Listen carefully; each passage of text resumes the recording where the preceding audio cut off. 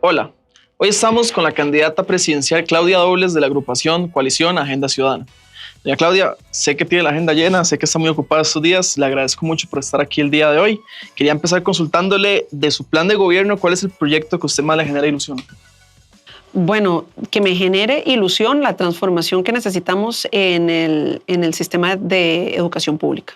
Me genera ilusión porque creo que eso es lo que hace estructuralmente el cambio para Costa Rica y lo que nos va a permitir soñar realmente con un futuro mejor, el desarrollo del talento humano que tenemos en todo el país. Eso me genera mucha ilusión. Ajá. No que sea fácil. Ajá. Que genere ilusión no significa que sea fácil, pero eso me genera mucha ilusión, o sea, poder realmente desarrollar el talento en todos los rincones de este país. A mí, con visión a futuro, eso me genera muchísima ilusión. Pero hay un montón de proyectos que creo que son de impacto y de beneficio para toda la ciudadanía que nosotros pues queremos mover, ¿verdad? Que van más allá de la parte de educación. Pero si vos me preguntas a mí, ¿qué hace la diferencia real en este país a futuro? La educación. ¿Cuáles serían como esos pilares que usted tiene en el plan de gobierno para mejorar el sistema educativo? Bueno, son varias cosas. La primera, un entendimiento de que la próxima administración va a tener que generar un acuerdo nacional por la educación. Ese acuerdo nacional por la educación va a superar la siguiente administración. De los 15 años. 15 años, así es, siendo realistas y responsables. Ahora, eso no significa que los próximos 4 años no jueguen un rol importante en que todo lo demás también se dé.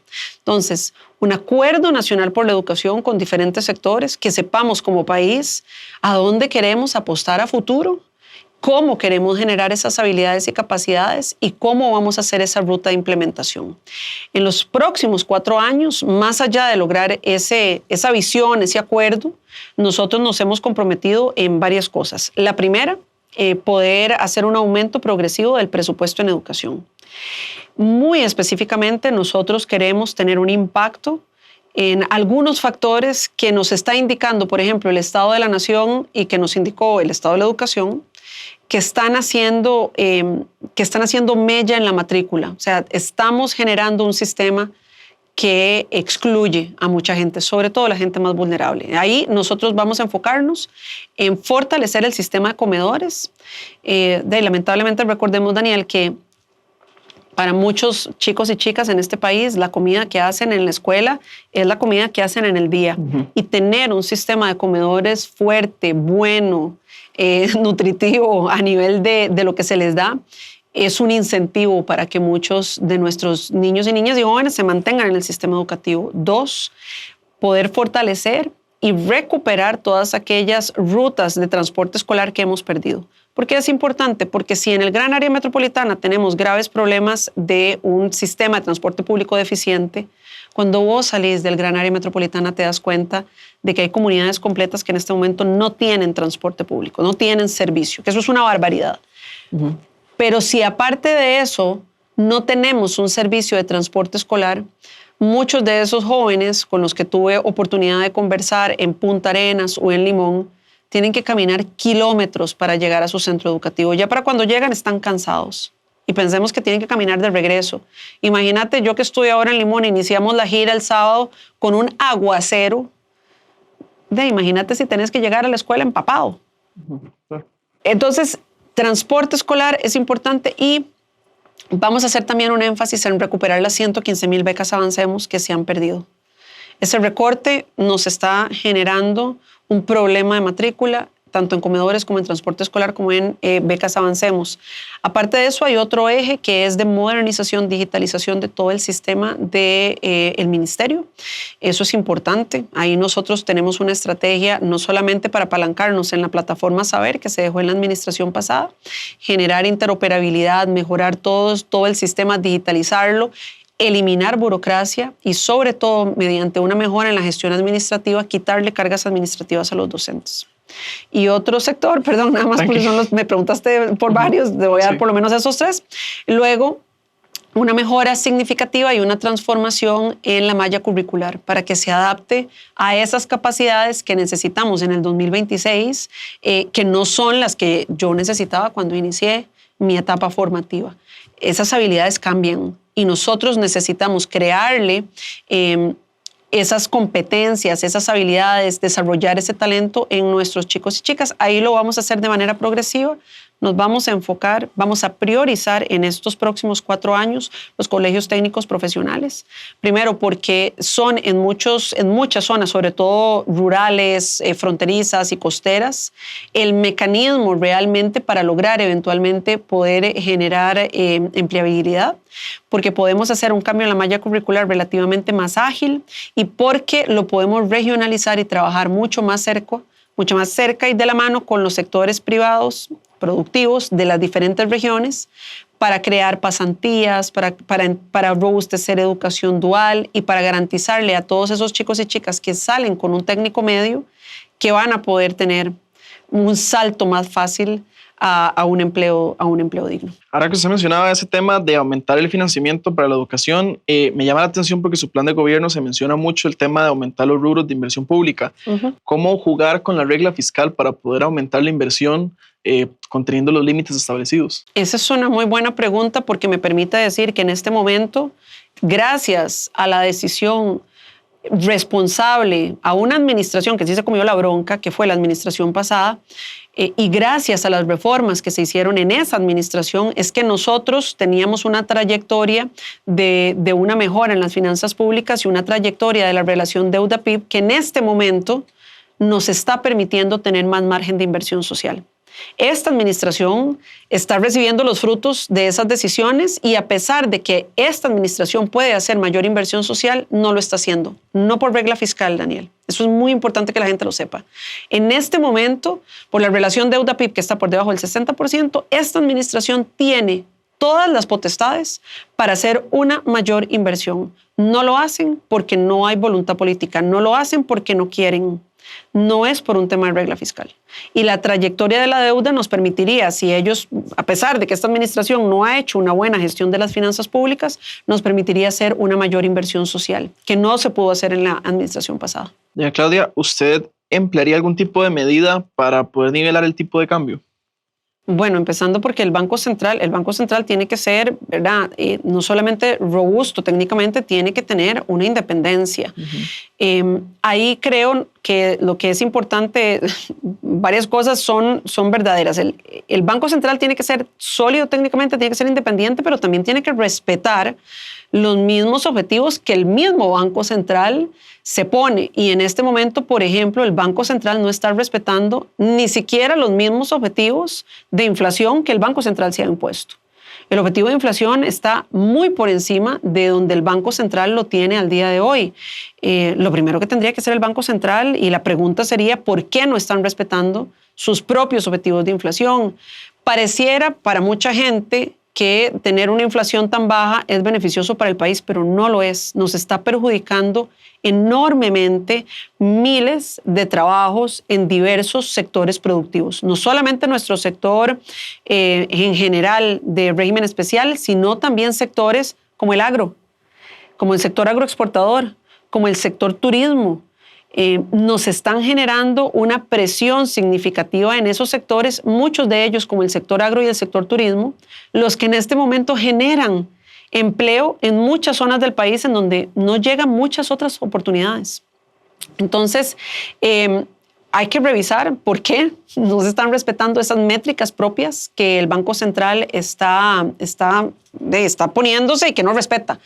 Y dos, nosotros creemos importante eventualmente que si al final del día hay una priorización tan fuerte desde el punto de vista de la inflación, pues parecería que valdría la pena que hablemos de la posibilidad de que metamos otras métricas como por ejemplo empleo, las métricas de empleo como lo hace el Banco Central de Estados Unidos, digamos la Fed en Estados Unidos, que no solamente hace un balance de inflación, sino que también hace un balance de qué significa esto en impacto en empleo. Si lo midiéramos desde ese punto de vista, veríamos que estamos teniendo un impacto muy negativo en empleo con la inflación que tenemos al día de hoy. Ahora, una de sus propuestas en el tema de turismo es fomentar esta práctica en las comunidades indígenas.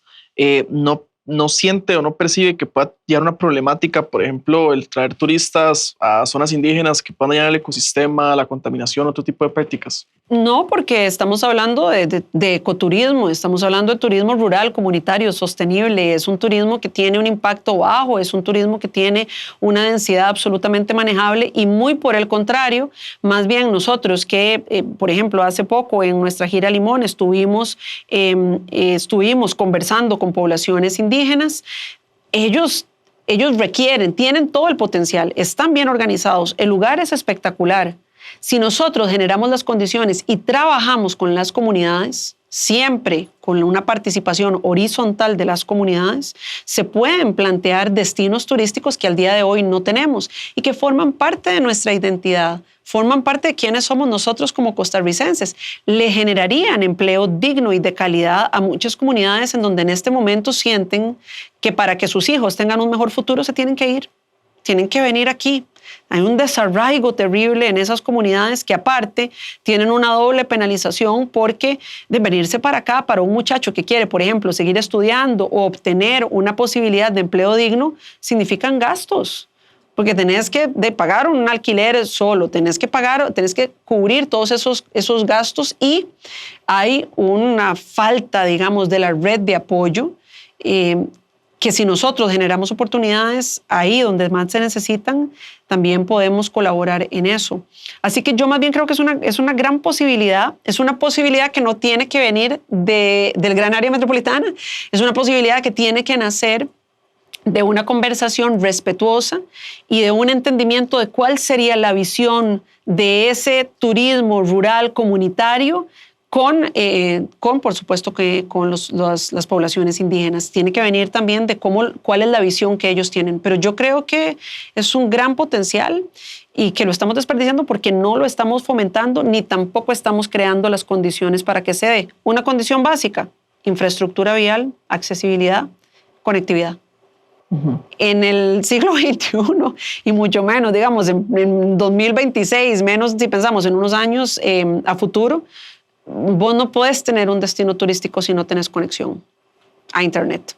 Entonces, esas condiciones se tienen que dar también. Perfecto. Ahora en el tema de salud, ¿cuál sería el rol que jugaría el sector privado para poder reducir listas de espera? Un aliado estratégico. Nosotros hemos dicho que hay... Primero, un montón de cosas que se pueden hacer desde el punto de vista de la mejora, el apoyo, el fortalecimiento de la Caja Costarricense del Seguro Social. Recordemos, y a mí me gustaría decirle a la gente, porque creo que mucha gente no lo sabe y por las condiciones en las que se dio, lamentablemente pasó desapercibido. En el 2019 se implementó un plan estratégico para bajar listas de espera en algunas especialidades. Se hicieron mecanismos muy exitosos como las jornadas de producción, que básicamente lo que ponen a disposición son los quirófanos, la infraestructura, el equipo a disposición de los especialistas para que después de los horarios regulares puedan quedarse trabajando, por eso se llaman jornadas de producción, y se le paga al especialista por paciente atendido. Son muy exitosas. En el 2019, junto con otros mecanismos, dieron resultados importantes en bajar las listas de espera. Está documentado. Digamos, es información pública, está documentada. Lamentablemente, los resultados se empezaron a ver a principios del 2020. La pandemia. Y prácticamente que inmediatamente después todo el sistema tuvo que girar, más bien adaptarse de manera ágil, rápida para atender la crisis sanitaria. Pero ese mecanismo, como otros, se pueden implementar desde la Caja Costarricense de Seguro Social y entender que el sector privado es un aliado estratégico. De hecho, en la estrategia que se hizo en el 2019 se trabajó de la mano con el sector privado para hacer algunas cirugías menores, para poder colaborar de una manera más estrecha. Así que definitivamente es un aliado estratégico para bajar las listas de espera y para otro montón de cosas. ¿Está de acuerdo con la tercerización de servicios? Bueno, es que, a ver, hay algunos servicios que se pueden tercerizar. Hay otros que tiene más sentido que los haga la caja. Yo creo que eso depende de cuál es el servicio y de qué le beneficia más al final del día a la persona que necesita una atención médica adecuada y a tiempo. Entonces sí, creo que yo estoy absolutamente a favor de alguna tercerización de servicios. De hecho, hay tercerizaciones de servicios que en este momento se dan, por ejemplo, con los COAIs, que son muy buenas, son muy exitosas, han dado muy buenos resultados en buena hora. Entonces, tenemos que aprender de qué está funcionando bien y también saber qué cosas tienen más sentido financiero y más sentido a nivel del servicio que no se tercericen. También en su apartado de salud menciona la promesa de resolver la fuga de especialistas. Quería saber si usted tiene como en mente cómo lo va a solucionar, si va a buscar equiparar el salario con el sector privado, porque es una de las razones por las que se van, o cuál es la estrategia que usted tiene en mente. Hay una mejora integral de las condiciones para los profesionales en salud que va más allá de los salarios. Es decir, los salarios son importantes, no quiero que se malinterprete, claro, pero va más allá. Es un tema de condiciones integrales del ambiente laboral que tenemos que mejorar en la Caja Costarricense de Seguro Social para garantizarnos que no haya una fuga de profesionales, no solamente de especialistas, ¿verdad? Un hospital, por ejemplo, un área de salud, un EVAIS, la realidad del servicio que se le da a las personas, por supuesto que está muy impactada por el equipo médico, pero no solamente es el equipo médico. Estamos hablando del equipo de enfermería, estamos hablando del equipo administrativo, estamos hablando de los equipos de limpieza. Todas esas personas, ese ecosistema de profesionales y especialistas son el que hacen un servicio de calidad. Esa mejora tiene que ser integral. Dentro de las cosas que hay que revisar, es algo que se hizo en esta administración, que se hizo pésimo, pero que le ha resultado muy fácil a esta administración echarle la culpa a la administración pasada, es los reglamentos que se hicieron a partir de la Ley de Empleo Público. Recordemos que la Ley de Empleo Público es una ley marco.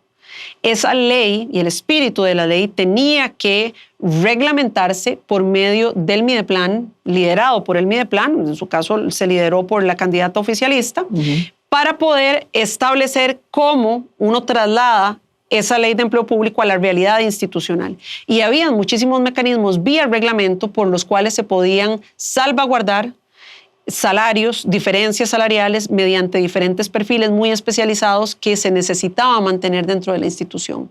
Bueno, lo primero que hay que revisar son esos reglamentos. Esos reglamentos están muy mal hechos, no solamente para el sector salud, están mal hechos en general. Esta administración los hizo literalmente sin ningún tipo de cuidado y nos han generado grandes distorsiones. Entonces eso hay que revisarlo. Pero la mejora en las condiciones va mucho más allá, creo yo, que el salario. El salario es un tema más, pero va más allá. Ok, también en salud, usted propone declarar la drogadicción como un problema de salud pública.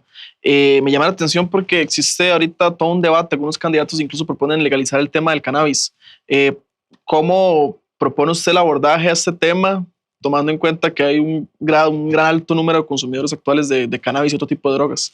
Bueno, yo no estoy particularmente en contra de eso, pero creo que las dos cosas son reales al mismo tiempo. Hay cosas en la sociedad que son legales y que luego pueden presentar un problema de salud. Entonces, sí, claro, las dos cosas pueden ser una realidad. Y nosotros necesitamos entender la drogadicción en general, las adicciones como un problema también, en algunos casos de salud mental y en muchos casos un problema de salud, porque el abordaje tiene que ser mucho más integral, un entendimiento más global de cuáles son todas las aristas por las que una persona termina con un problema de drogadicción. Va mucho más allá de la adicción física.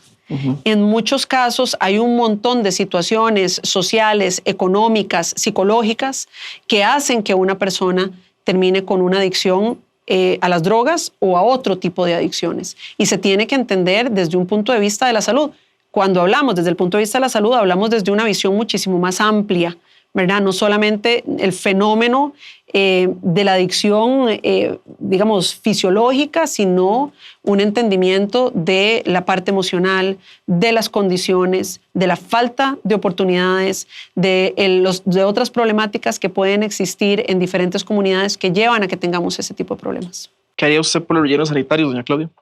Bueno, nosotros justamente en la administración pasada hicimos una mesa técnica, entendiendo que teníamos que generar una visión y una estrategia para el manejo y la gestión de residuos, que va más allá de los rellenos sanitarios. Es decir, nosotros deberíamos movernos hacia una visión de economía circular que significa una transformación en la manera en la que nosotros gestionamos todas esas cosas que le llamamos residuos, que en muchos casos son materia prima, que podrían estar generando empleo y que podrían estarnos ayudando a una visión muchísimo más sostenible, muchísimo más limpia, más acorde con el balance que necesitamos con la naturaleza y que no lo estamos haciendo porque ni siquiera estamos creando esa visión. Ese trabajo tiene que venir de un encuentro que se intentó hacer en la administración pasada, no se continuó y creo que estos 4 años no ha pasado nada, excepto que ahora tenemos una bomba de tiempo.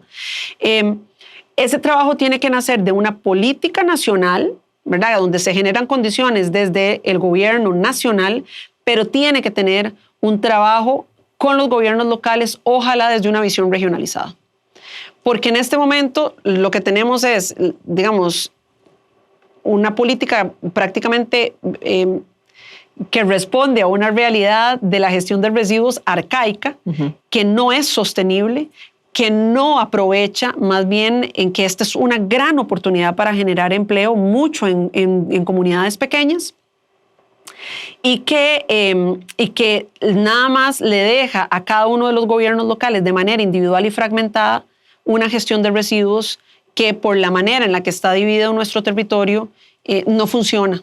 Tenemos que entender cuál es la logística, cuál es el manejo desde un punto de vista más regional y luego trabajar de la mano con los gobiernos locales para entender cuáles son los apoyos, las condiciones que se tienen que dar desde el gobierno nacional para que se haga una buena gestión. Pero tenemos que construir una visión juntos, que tiene que salirse, aunque sean muy buenos y en algunos casos técnicamente hay unos que están muy bien hechos, que tiene que salirse de la visión del relleno sanitario a pasar a una visión de economía circular, de generación de empleo y de reutilización de la materia prima.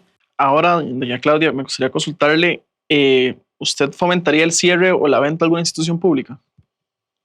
Nosotros en este momento no estamos necesariamente planteando en nuestro plan de gobierno una agenda de cierre o de ventas. No lo descartamos. Okay. No lo descartamos. Yo creo que en algunos casos específicos se puede revisar si nosotros en este momento tenemos algunos activos que podrían ser más beneficiosos vendiéndose. Y me gustaría decir que eso no incluye al Banco Nacional, ni incluye al Banco de Costa Rica. O sea, nosotros estamos descartando eso. Sé que hay otras candidaturas que sí lo proponen. Y en algunos casos sí creemos que tenemos un aparato estatal del cual en algunos casos podríamos fusionar, ¿verdad?, instituciones o ministerios, y en algunos casos algunas tienen que transformarse o desaparecer. No es prácticamente el eje de nuestro plan de gobierno, pero nosotros no lo descartamos para casos puntuales en donde vemos que podríamos tener un mayor beneficio con una fusión, con un achicamiento de algunos ecosistemas institucionales y en algunos casos con la posibilidad de alguna venta. Okay, claro, muy bien. Para terminar, tiene 30 segundos para decir a los costarricenses por qué votar por usted en las próximas elecciones. Yo creo que nosotros como país tenemos que creernos con capacidad, como lo hemos tenido anteriormente, como lo hemos tenido en nuestra historia, de salir adelante, de lograr acuerdos y de unirnos como país. Lo hemos hecho antes, que no nos hagan creer que somos incapaces de hacerlo. El ambiente político que hemos vivido en nuestros 4 años no representan lo que nosotros somos como país históricamente. Un país que sabe soñar, un país que sabe planear, un país que sabe unirse, un país que sabe llegar a acuerdos, pero necesita un liderazgo que entienda hacia dónde va Costa Rica, porque para una persona que no sabe para dónde va, cualquier ruta es buena, incluso la ruta al despeñadero, que quiera trabajar por este país y dar resultados. Pero para dar resultados necesitamos trabajar en equipo. Un país dividido, fragmentado, polarizado, no soluciona los grandes problemas que tenemos en seguridad, en educación, en salud o en generación de empleo. Necesitamos un liderazgo que una a Costa Rica, que tienda puentes y que no los quiera quemar. Muchas gracias, doña Claudia. Le reitero el agradecimiento y recuerde que puede seguir este episodio y los demás capítulos con los principales candidatos a la presidencia de la República a través de diarioextra.com y en las diferentes plataformas de Grupo Extra. Muchas gracias.